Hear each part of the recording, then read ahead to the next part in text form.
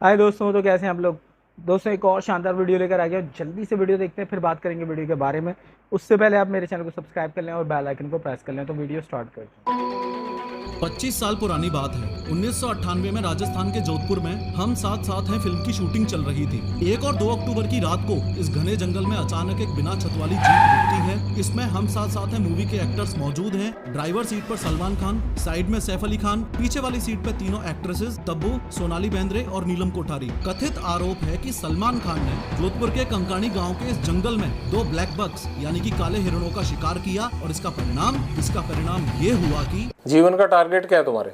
लक्ष्य तो सर सलमान खान मारना जी, और कोई लक्ष्य नहीं है। आज 3D एनिमेशन की मदद से समझो कि जो सलमान खान 5 साल पहले ब्लैक बक पोचिंग केस की सफाई कुछ ऐसे देते थे। अब मैं चाहता हूं कि आज जनता के सामने एक बार ये बताएं कि आखिर किस्सा क्या था, हुआ। इस केस को लड़ेंगे मेरिट पर कोर्ट में और जीतेंगे कोर्ट में, क्योंकि सर केस ही नहीं है। आज उनके शुभ चिंतकों की ये हालत कैसे हुई? मेरे सलमान भाई की तरफ से मैं माफी मांगती हूँ। मैं माफ कर दो भैया। मैं लो भाई, मैं सलमान खान की तरफ से मैं बिश्नोई समाज से माफी मांगती हूँ कि भैया माफ कर दो। और मोस्ट इम्पोर्टेंटली, एक जेल में बंद बैठा हुआ गैंगस्टर लॉरेंस बिश्नोई आखिर कैसे सिद्धू मूसेवाला को जान से मरवा सकता है, कैसे इंडिया में 1000 प्लस शूटर से कनेक्टेड है और कैसे बैंकॉक और थाईलैंड तक इसकी गैंग्स फैली हुई हैं। लेकिन सबसे पहले ये समझते हैं कि लॉरेंस बिश्नोई एक स्टूडेंट से गैंगस्टर कैसे बन गए। बात 12 फरवरी 1993 की है। फिरोजपुर पंजाब के एक गांव में लॉरेंस का जन्म हुआ। लॉरेंस के पिताजी हरियाणा पुलिस में नौकरी करते थे और 1997 में रिटायर होकर खेती का काम संभालने लगे।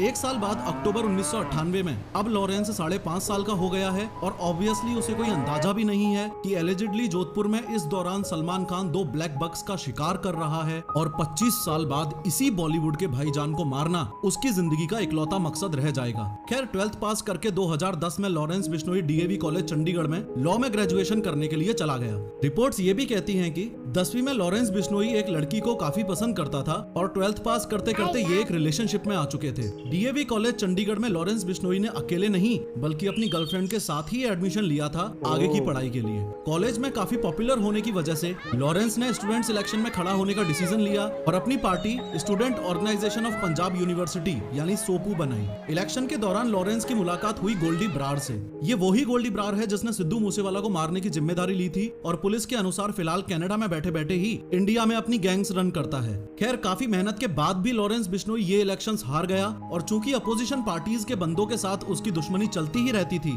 इसलिए उसने एक गन खरीद ली। लॉरेंस बिश्नोई की दुश्मनी कॉलेज में बढ़ती गई और जनवरी 2011 में धीरे धीरे इस दुश्मनी ने शूट आउट और गैंगवार का रूप ले लिया। इस शूट आउट की वजह से उस पर FIR हुई, लेकिन इस बात पे ध्यान दो कि रिपोर्ट्स ये भी हैं कि लॉरेंस बिश्नोई ने एक पक्के अपराधी का रूप तब लिया जब इसकी गर्लफ्रेंड को अपोजिशन पार्टी वालों ने जिंदा जला दिया। बस अब क्या था, लॉरेंस बिश्नोई की एंट्री दहशत की दुनिया में हो चुकी थी। बदला लेने के लिए उसने अपने कनेक्शंस बढ़ाने शुरू कर दिए। जाने माने क्रिमिनल्स जैसे जग्गू भगवानपुरी और रॉकी फैजिल्का के साथ उसने हाथ मिला लिया। वो कांड करता, पकड़ा जाता, जेल जाता और कनेक्शंस की मदद से छूट जाता। ये होता रहा, लेकिन एक दिन राजस्थान पुलिस के साथ शूट आउट में उसे धर दबोचा गया और जयपुर में स्थित जवाहर सर्किल पुलिस थाने में बंद कर दिया गया। तब से लेके आज तक लॉरेंस बिश्नोई का अलग अलग जेलों में ट्रांसफर किया जाता रहा है, लेकिन है वो पुलिस की गिरफ्त में ही। अब इससे पहले आगे बढ़ के हम ये समझें कि लॉरेंस बिश्नोई जेल में बैठे बैठे सलमान खान को मारने की प्लानिंग कैसे कर रहा है। ज्यादा जरूरी ये समझना है कि सलमान खान की जान लेने के लिए वो इतना कमिटेड क्यों है। देखो, लॉरेंस बिश्नोई, इसके सरनेम पे फोकस करो। बिश्नोई, 20 9। जी हाँ, ये बिश्नोई कम्युनिटी 20 और 9 यानी 29 नियम को फॉलो करती है। मान्यता यही है कि असली बिश्नोई वो ही है जो इन 29 रूल्स को फॉलो करता हो। इन 29 रूल्स में से कुछ रूल्स ये भी हैं कि दारू नहीं पीनी है, अमावस्या को व्रत रखना है, नीले कलर के कपड़े नहीं पहनने हैं, सुबह सूर्योदय होते ही नहाना है एंड मोस्ट इम्पोर्टेंटली जानवरों और पर्यावरण को सुरक्षित रखना है। इस 5वें पॉइंट की इंपोर्टेंस आप इस इमेज की मदद से भी समझो। एक बिश्नोई महिला एक हिरण को स्तनपान करवा रही है। ये ब्लैक बक्स आपके और मेरे लिए एनिमल्स हो सकते हैं, लेकिन बिश्नोई समाज के लिए पालतू और पूज्यनीय हैं। लोग इस बात के लिए बिश्नोइयों को प्रेज भी करते हैं। जब दुनिया को ग्लोबल वार्मिंग का मालूम नहीं था, सदियों से ये मेरा वैष्णव समाज के लोगों ने पर्यावरण की रक्षा के लिए बलिदान दिए। ये कम्युनिटी ब्लैक बक्स को बच्चों की तरह पालती है और दुखद तौर पर ऐसा कथित आरोप है कि सलमान खान ने इनके बच्चों का यानी काले हिरणों का शिकार किया है। बट वेट, क्या सलमान खान ने सच में शिकार किया था? चलो ब्लैक बक पोचिंग केस में आपको विटनेस साइड की स्टोरी दिखाता हूँ। बात राजस्थान के जोधपुर में कंकाणी गाँव में 25 साल पहले 1998 में 1 और 2 अक्टूबर की मध्य रात्रि की है। छोगाराम जी को अचानक 2 गोलियां चलने की आवाज आती है। आज चांदनी रात है। मेरे को ठीक है। आपने सबको कोर्ट में पहचाना? लाइट में देखा था आपने? हाँ, लाइट में देखा। तो ये लाइट आज चांदनी रात थी। चांदनी रात थी। चांदनी रात थी। गोलियों की आवाज सुनकर छोगाराम जी बाकी लोगों को लेके लाठी डंडों के साथ मौकाए वारदात की जगह पर दौड़ के पहुंचे। वहां पहुंचते ही उन्हें जिप्सी दिखाई दी जिसमें 7 लोग बैठे हुए थे। मौके पे पहुंचते ही जैसे ही गांव वालों को वहां मरे हुए हिरण दिखाई दिए तो उन्हें इस बात का अंदाजा हो चुका था कि इन जिप्सी वालों ने इनका शिकार किया है। गुस्से में आके गाँव वालों ने लाठी डंडे बरसाने शुरू किए तो जिप्सी में बैठी लेडीज चिल्लाने लगी और ड्राइवर ने चिल्ला के उनको चुप करवाया। कुछ एलिजेड रिपोर्ट्स इतनी प्रिसाइज भी हैं कि तब्बू चिल्ला रही थी और सलमान खान उनको चुप रहने के लिए बोल रहे थे। इतनी पूरी हलचल में गांव वालों ने जिप्सी का नंबर नोट कर लिया और ये बहुत बड़ी दिक्कत बनी सलमान खान के लिए। अब जिप्सी का नंबर पुलिस थाने में दिया गया तो पता चला कि जिप्सी किसी यादव साहब के नाम पे है। यादव साहब से पूछताछ करने पर पता चला कि उन्होंने अपनी जिप्सी किराए पे दे रखी है किसी फिल्म यूनिट को। उन्होंने डिटेल में बताया कि जोधपुर के किसी पैलेस में एक फिल्म की शूटिंग चलते कुछ एक्टर्स रुके हुए हैं। उस फिल्म की टीम को ये जिप्सी किराए पे दी गई थी। पुलिस को अंदाजा लग चुका था कि शूटिंग तो फिलहाल हम साथ साथ हैं मूवी की चल रही है। फर्दर इंक्वायरी से पता चला कि जिप्सी की जिम्मेदारी हरीश दुलानी नामक व्यक्ति को दे रखी थी जो कि उसका ड्राइवर था। इस हरीश दुलानी को अच्छे से देख लो, ये इस कहानी का मोस्ट इम्पोर्टेंट कैरेक्टर है। इसने ही सबकी धोती खोली थी। सारे राज कोर्ट के सामने इसने ही बताए थे। इसने ये भी बताया था कि सिर्फ 1 और 2 अक्टूबर को ही नहीं, उससे पहले सितंबर 1998 के लास्ट वीक में भी सलमान खान ने 2 बार हिरणों का शिकार किया था। दुख की बात तो ये है कि फिलहाल इसकी हालत ये है। क्या आपने देखा था? क्या आपको लगा कि सलमान ने शिकार किया था? आपने क्या वो बोला था अपने कोर्ट में? नहीं, मैंने जो बोलना था मैंने कोर्ट में बोल दिया। मैं इस बारे में अब मैं टिप्पणी करने में मेरी हिम्मत नहीं है। क्यों नहीं है? अब नहीं है, डर लगता है भाई। वो इसलिए क्योंकि इसके परिवार वालों को लगातार धमकियां तक मिली हैं। इसी समय आपको ये भी बताना चाहूंगा कि जीप में जो 7 लोग मौजूद थे उसमें जो पीछे 2 मेल्स बैठे थे उनमें से एक था ये हरीश दुलानी और दूसरा था दुष्यंत सिंह जो एज अ गाइड काम करता था उस होटल में जिस होटल में ये लोग रुके हुए थे। उसके बाद कई बार सलमान खान हियरिंग्स के लिए कोर्ट जाते रहे, जेल भी गए लेकिन बेल मिलती रही। लेकिन फाइनली 5 अप्रैल 2018 को सलमान खान को 5 साल की सजा सुना दी गई और 10,000 रुपए का जुर्माना लगा दिया गया। परंतु बिश्नोई कम्युनिटी जिस बात से आज तक नाराज है वो ये कि सलमान खान के जेल जाने के एग्जैक्ट 2 दिन बाद यानी 7 अप्रैल 2018 को सलमान खान को बेल मिल गई और केसेस यूं ही कोर्ट में घूमते रहे। ऐसे में गैंगस्टर लॉरेंस बिश्नोई कानून हाथ में लेने की ठान लेता है और पुलिस की जीप में बैठ के पुलिस वालों के सामने बोलता है, तो जब हम करेंगे तो पता लग ही जाएगा। सलमान खान का करेंगे, मारेंगे यही जोधपुर में मारेंगे तो पता लग जाएगा इनको। अभी तो मैंने कुछ किया ही नहीं, अभी नहीं मतलब कोई इन्वॉल्व कर रहे हैं। खैर फिलहाल लॉरेंस बिश्नोई तो जेल में बंद है लेकिन अपने राइट हैंड गोल्डी ब्रार और गैंग मेंबर्स के साथ कनेक्टेड रहते हुए सलमान खान को जान से मारने की इसकी प्लानिंग काफी स्ट्रॉन्ग और प्रैक्टिकल है। सलमान खान को मारने की सबसे पहली कोशिश इसने 2019 में की थी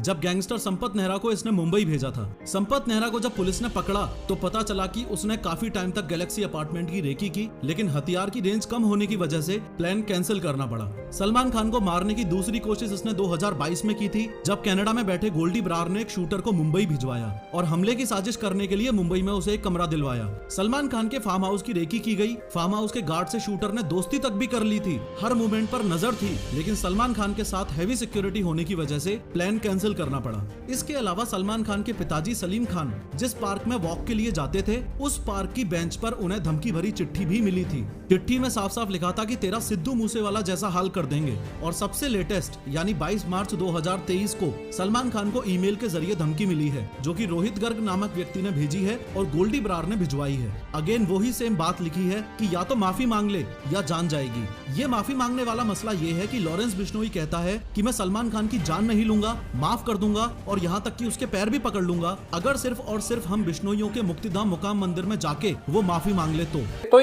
कैसे आप माफी चाहते हैं?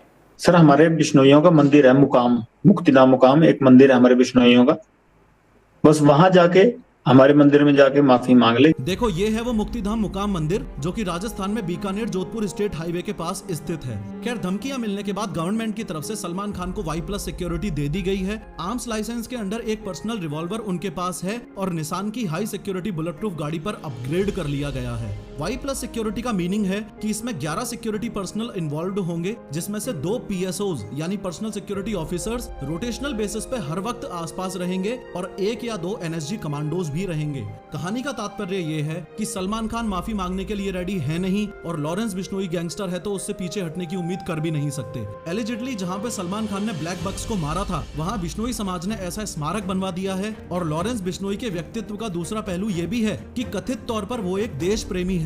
जब छोटा था तो गांव में बच्चों को नशा करने से रोकता था।